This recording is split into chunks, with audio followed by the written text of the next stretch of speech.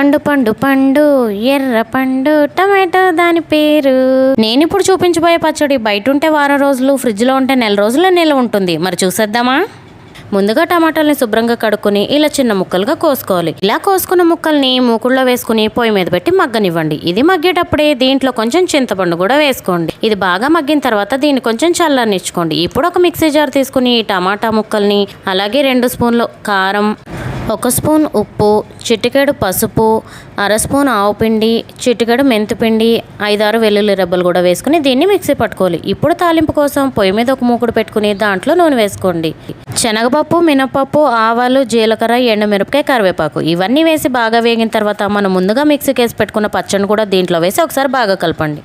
ఇలా కలుపుకున్న పచ్చడిని ఉప్పు కారం సరిపోయినాయి లేదో ఒకసారి టేస్ట్ చూసుకుని గ్లాస్ జార్లో కానీ ప్లాస్టిక్ జార్లో కానీ స్టోర్ చేసుకుంటే మన టేస్టీ టమాటా పచ్చడి రెడీ. ఈ పచ్చడి నచ్చిందా? అయితే లైక్